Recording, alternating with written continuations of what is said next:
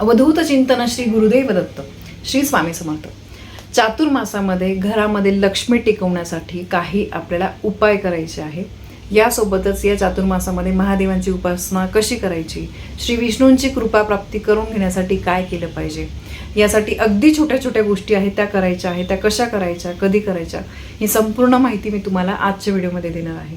तर सगळ्यात पहिले आणि महत्त्वाचं म्हणजे चातुर्मासामध्ये घरामध्ये लक्ष्मी टिकवण्यासाठी आपल्याला काय करायचं आहे.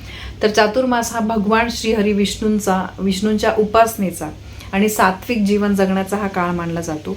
या काळामध्ये भक्ती, प्रामाणिकपणा, दान, धर्म यामुळे आपल्या आयुष्यामध्ये आनंद येतो, समाधान येतं, सुख येतं, समृद्धीचं वातावरण निर्माण होतं.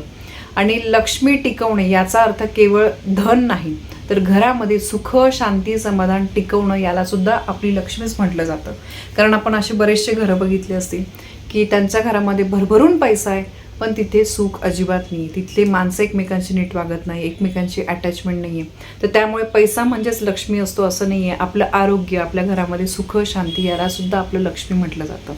तर सगळ्यात पहिले म्हणजे घरामध्ये लक्ष्मी टिकवण्यासाठी काय करायचं आहे. सकाळ संध्याकाळ देवघरामध्ये तुम्हाला दिवा लावायचाच आहे. दररोज गाईच्या तुपाचा किंवा तिळाच्या तेलाचा दिवा लावून तुम्हाला भगवान विष्णू आणि माता लक्ष्मीची प्रार्थना करायची आहे. जमेल त्या गोष्टी म्हणजे सोप्या सोप्या गोष्टी बघा. सकाळ संध्याकाळ देवासमोर दिवा लावून तुम्ही कमीत कमी नामजप करा. 5 मिनिटासाठी तुम्ही नामजप करा, 101 वेळेस करा. पण घरामध्ये देवारासमोर दररोज सकाळ संध्याकाळ दिवा लावलाच गेला पाहिजे. यानंतर तुळशीची नियमित पूजा करा. तुळशीला पाणी अर्पण करा. संध्याकाळी दिवा लावा, सकाळी अगरबत्ती लावा. त्यानंतर तुळशीला हळद, कुंकू, अक्षता अर्पण करा आणि ओम नमो भगवते वासुदेवाय या मंत्राचा तुम्हाला जप करायचा आहे. संध्याकाळी चुकून पण तुळशीची पानं वगैरे तोडू नका. याशिवाय लक्ष्मी प्राप्तीसाठी या महिन्यामध्ये आठवड्यातून एकदा किंवा शक्य झाल्यास दररोज श्रीसूक्त आणि विष्णू सहस्रनाम तुम्हाला वाचायचं आहे. खूप प्रभावी आहे. श्रीसूक्त तुम्ही श्रीयंत्रावर तुम्ही कुंकुमार्चन करून म्हटलं किंवा नुसतं म्हटलं तरी पण चालेल, पण कुंकुमार्चन करत म्हटलं तर त्याचा सुद्धा खूप प्रभाव आपल्या आयुष्यावर पडत असतो. विष्णू सहस्रनाम तुम्ही वाचा. यूट्यूबला लावलं या गोष्टी तरी सुद्धा चालेल, पण विष्णू सहस्रनाम आणि श्रीसूक्ताचा पाठ झालाच पाहिजे. यानंतर या महिन्यामध्ये अन्न वाया घालवू नका. गरजूंना अन्नदान करा, कारण अन्नदानाला सर्वश्रेष्ठ दान मानलं गेलंय. जर अन्नाचा तुम्ही अपमान केला तर लक्ष्मी माता तुमच्यावर नाराज होईल आणि मग त्याचे वाईट परिणाम आपल्या आयुष्यामध्ये येतील. यानंतर सगळ्यात महत्त्वाचं म्हणजे घर स्वच्छ ठेवा.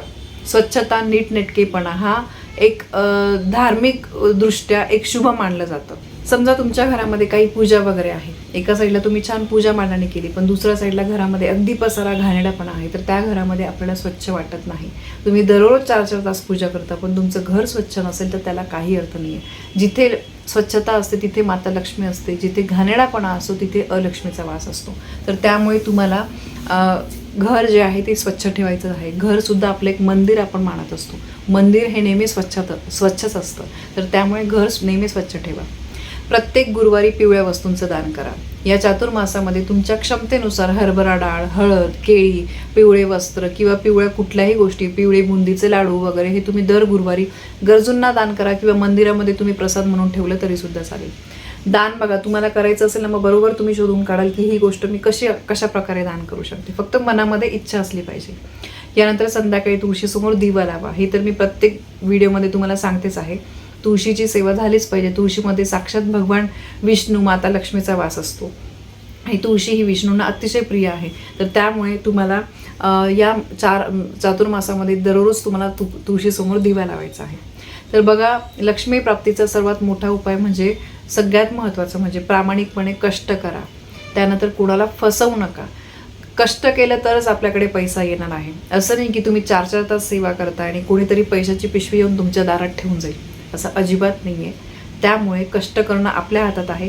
त्या कष्टासोबत नशिबाची साथ मिळण्यासाठी आपल्याला ह्या काही सेवा करायच्या असतात. म्हणजे कष्टाला नशिबाची साथ मिळते. आपल्या कष्टाला बरोबर नशिबाची साथ मिळाली, पैसा येऊ लागला की आपण अजून कष्ट करतो. पण मग कसं आहे, उगाचच काहीतरी करायचं नाही, घरात दिवसभर झोपून राहायचं आणि कोणीतरी आपलं घर चालवेल असं अजिबात नाही आहे. जेवढे तुम्ही कष्ट कराल तेवढी मजा तुमच्या आयुष्यामध्ये येते, एवढं एक नक्की लक्षात ठेवा. यानंतर दुसरी गोष्ट म्हणजे बघा, ह्या गोष्टी झाल्या की आपल्याला लक्ष्मी प्राप्तीसाठी काय काय करायचं आहे. आता बघा, या चातुर्मासामध्ये महादेवांची उपासना कशी करावी असे मला बऱ्याचशा कमेंट आल्या होत्या. तर चातुर्मासामध्ये श्रावण महिना पण येत असल्यामुळे महादेवांच्या उपासनेला खूप महत्त्व आहे. तर उपासनेसाठी बघा, महादेवांची जर तुम्हाला उपासना करायची असेल तर सगळ्यात पहिले म्हणजे सकाळी आपल्याला लवकर उठायचं आहे. महादेवांच्या पूजेसाठी आपण शक्यतो बघा पांढरे वस्त्र घालत असतो आणि शिवलिंगाची पूजा करायची आहे. शिवलिंगाचा दररोज अभिषेक करायचा आहे. रोज तुम्ही पाण्याने करा किंवा कमीत कमी सोमवारी तरी या गोष्टी झाल्या पाहिजे. पाण्याने, थंड पाण्याने अभिषेक करा किंवा तुम्ही बघा पंचामृताने अभिषेक करू शकता. पंचामृतामध्ये बघा दूध, दही, तूप, साखर आणि मध या गोष्टी आहे. किंवा तुम्ही फक्त दुधाने, थंड दुधाने, तापवलेलं दूध नाही, कच्चं थंड दुधाने सुद्धा अभिषेक करू शकतात. महादेवांच्या भिंडीवर तुम्हाला बेलपत्र अर्पण करायचं आहे. ते बेलपत्र माहिती तुम्हाला, छान 3 पानं असतात त्याला, तुटलेलं वगैरे असं बेलपत्र अर्पण करू नका. एकच अर्पण करा, व्यवस्थित अर्पण करा. यानंतर महादेवांच्या उपासनेमध्ये तुम्ही ओम नमः शिवायचा जप करू शकतात. महामृत्युंजय मंत्र, ओम त्र्यंबकम यजामहे सुगंधिम पुष्टिवर्धनम उर्वारुकमेव बंधनात मृत्युर्मुक्षी यमामृता. या मंत्राचा तुम्हाला जमेल तितके जास्त वेळेस जप करायचा आहे. महादेवांची आरती, स्तोत्र, शिव महिमा स्तोत्र, रुद्राभिषेक या गोष्टी झाल्याच पाहिजे. या सगळ्या गोष्टी करून तुम्ही महादेवांची सेवा करू शकता.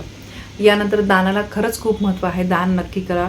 चातुर्मासामध्ये जमेल त्या पद्धतीने तुम्ही दान करू शकता. तर बघा, चातुर्मास हा खरंच खूप महत्त्वाचा महिना आहे. चातुर्मासामध्ये महादेव आणि श्री विष्णूंची उपासना करण्याला खूप महत्त्व आहे. तुळशी पूजन करा, नामस्मरण करा, सात्विक आहार घ्या, दान करा. या बेसिक गोष्टी तुम्हाला लक्षात ठेवायचं आहे. कोणत्याही उपायाने तुमच्या आयुष्यात चमत्कार घडत नाही, पण त्या उपायांमुळे, त्या साधनेमुळे, त्या सेवेमुळे तुमच्या कष्टासोबत नशिबाची साथ मिळते, एवढं मात्र लक्षात ठेवा. तर बघा, सांगितलेल्या गोष्टी तुम्हाला पटल्या असतील तर नक्की त्या नियमांचं, त्या गोष्टींचं तुम्ही पालन कराल. माहिती तुम्हाला पटली असेल तर व्हिडिओला लाईक करा, शेअर करा. आपल्या चॅनलवर नवीन असाल तर सबस्क्राईब नक्की करा. धन्यवाद. श्री स्वामी समर्थ.